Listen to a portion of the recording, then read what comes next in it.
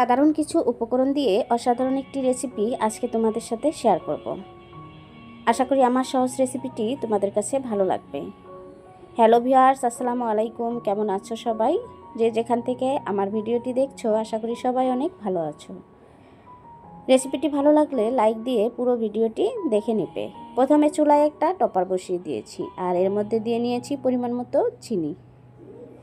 চুলার আঁচটা মিডিয়াম রেখে আমি চিনিগুলো দিয়ে একটা ক্যারামেল তৈরি করে নিব। আর আজকে আমি কিসের রেসিপি তোমাদের সাথে শেয়ার করছি, থাম্বনেল দেখেই বুঝতে পেরেছো। আজকে মজাদার একটি পুডিং রেসিপি তোমাদের সাথে শেয়ার করছি। ঘরে থাকা সাধারণ কিছু উপকরণ দিয়ে এই মজাদার রেসিপিটি অল্প সময়ে বানিয়ে নিব। পারফেক্ট তুলতুলে নরম মজাদার এই রেসিপিটি যারা একবার খাবে বারবার রিকোয়েস্ট করবে এভাবে পুডিং বানিয়ে দেওয়ার জন্য। দেখো, চুলার আঁচটা আমি মিডিয়াম রেখে ক্যারামেলটা তৈরি করে নিচ্ছি। তোমরা চাইলে পরিমাণে একটু বাড়িয়ে বানাতে পারো। এই যে আমার কাছে এটা দিয়েই পারফেক্ট হয়েছে আর আমি এতটুকুই বানিয়ে নিয়েছি। কালারটা অনেকটাই চেঞ্জ হয়েছে, আর একটু চেঞ্জ করে নামিয়ে নেব।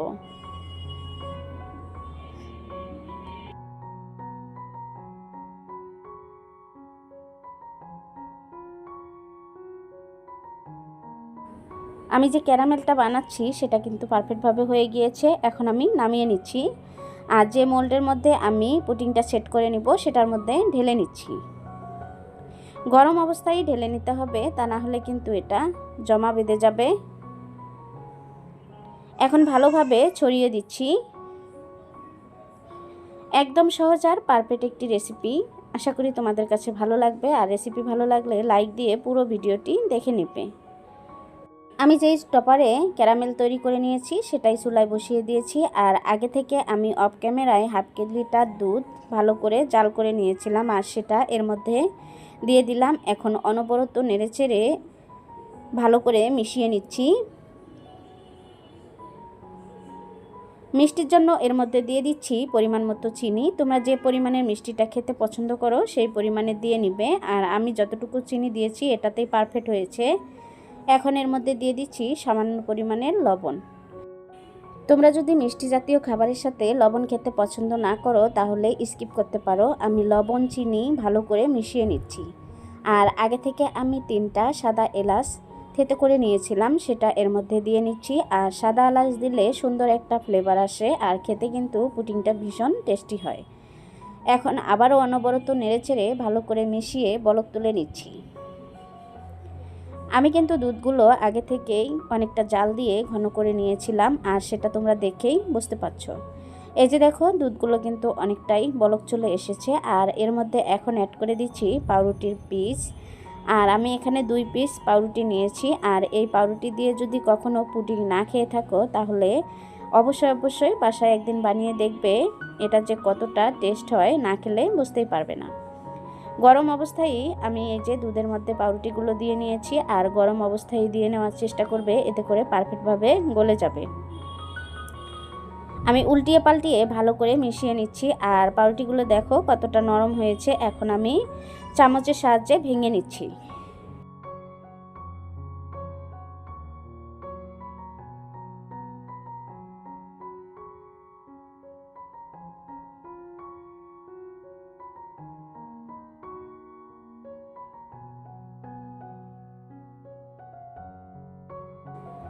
এই যে দেখো, অনেকটাই ভেঙে নিয়েছি। আর এটা নামিয়ে ঠান্ডা করে নিয়ে তারপর ব্লেন্ডার জারে নিয়ে আমি ব্লেন্ড করে নিব। এতে করে পারফেক্টভাবে একটা পেস্ট তৈরি হবে। এখন একটা বাটিতে ভেঙে নিচ্ছি 2টা ডিম। এখানে আমি 2টা ডিম নিয়েছি। তোমরা চাইলে পরিবারের সদস্য অনুযায়ী বাড়িয়ে কমিয়ে নিতে পারো। আমার কাছে 2টা ডিম দিয়েই পারফেক্ট একটা পুডিং তৈরি হবে। আর আমরা পরিবারে যারা আছি তাদের জন্য পারফেক্টভাবে হয়ে যাবে। একটা হ্যান্ড মিক্সচারের সাহায্যে ভালো করে ডিমটা ফেটিয়ে নিচ্ছি। অবশ্যই একটু সময় নিয়ে ভালো করে ডিমটা ফেটিয়ে নিতে হবে। ভিডিওটি দেখছো কিন্তু লাইক দিতে ভুলে গিয়েছো, প্লিজ একটা লাইক দিয়ে ভিডিওটি কন্টিনিউ করবে। আর ভিডিওটি যদি তোমাদের কাছে ভালো লাগে ছোট্ট একটা কমেন্টের মাধ্যমে অবশ্যই জানিয়ে যাবে। ডিমটা আমি ভালো করে ফেটিয়ে নিয়েছি। আর আমি যে পাউরুটিগুলো দুধের সাথে গরম করে নিয়েছিলাম আর সেটা ঠান্ডা করে নিয়ে তারপরে এই যে দেখো ব্লেন্ডার জারে ব্লেন্ড করে এই যে একটা পেস্ট তৈরি করে নিয়েছি। এখন একটা চালনি নিয়ে নিচ্ছি, এর মধ্যে ছেঁকে নিব।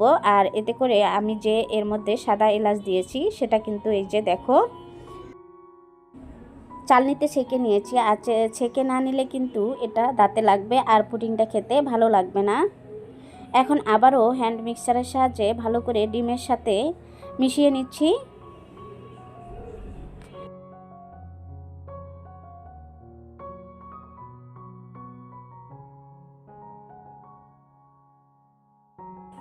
দেখো আমি পারফেক্টভাবে মিশিয়ে নিয়েছি। কতটা ঘনত্ব হয়েছে তোমরা দেখেই বুঝতে পারছো। আমি যে সেট করার জন্য একটা মোল্ড নিয়েছিলাম সেটার মধ্যে ঢেলে দিচ্ছি।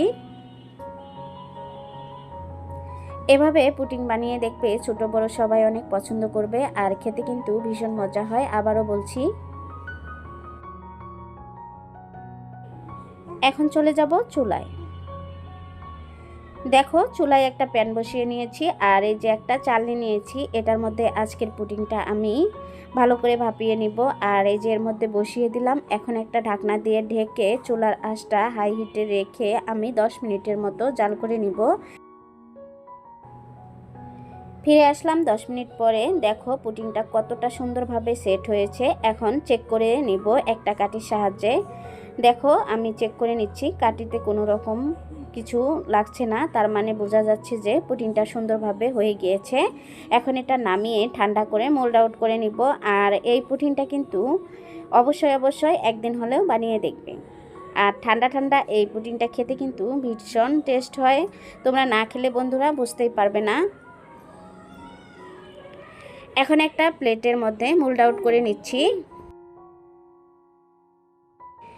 দেখো বন্ধুরা পুডিংটা কতটা সুন্দর আর কতটা পারফেক্ট হয়েছে। কালারটা কিন্তু মাশাআল্লাহ অনেক সুন্দর হয়েছে, তোমরা দেখেই বুঝতে পারছো। আর পুডিংটা দেখেই কিন্তু অনেক লোভনীয় মনে হচ্ছে। তোমরাও যদি এরকম পারফেক্ট পুডিং বানাতে চাও তাহলে অবশ্যই আমার ভিডিওটি দেখে নিবে। তোমরাও কিন্তু পারফেক্টভাবে বানিয়ে নিতে পারবে অল্প সময়ে অল্প কিছু উপকরণ দিয়ে। আমি এখন কেটে নিচ্ছি। এটা কিন্তু ঠান্ডা ঠান্ডা খেতে ভীষণ ভালো লাগে। তোমরা অবশ্যই এটা 1 থেকে 1.5 ঘন্টা নর্মাল ফ্রিজে রেখে কিন্তু তারপর খেতে পারো, এতে করে এর টেস্টটা আরও ভীষণ হবে। আর তোমরা যদি কখনো এরকম পুডিং কোনোদিন না বানিয়ে থাকো তাহলে অবশ্যই বানিয়ে নেবে। দেখবে ছোট বড় সবাই কিন্তু ভীষণ পছন্দ করবে আর একবার খেলে কিন্তু বারবার বানিয়ে দেওয়ার রিকোয়েস্ট করবে। দেখো আমি কেটে নিয়েছি। আমার এই সহজ রেসিপিটি তোমাদের কাছে কেমন লেগেছে? আশা করি ভালো লেগেছে। ভালো লাগলে ভালোবেসে আমার চ্যানেলটি সাবস্ক্রাইব করে দিবে, পাশে থাকা বেল আইকনটি অন করে রেখে দিবে। আমি যে কোনো সময় ভিডিও আপলোড করার সাথে সাথে তোমাদের কাছে নোটিফিকেশন চলে যাবে। সময় সুযোগ বুঝে আমার ভিডিওগুলো দেখে নিতে পারবে। আর যারা অলরেডি আমার চ্যানেলটি সাবস্ক্রাইব করে দিয়েছো তাদেরকে অসংখ্য ধন্যবাদ। একটা আমি তোমাদেরকে চামচ দিয়ে কেটে দেখিয়ে দিচ্ছি কতটা পারফেক্ট হয়েছে। এই যে দেখো,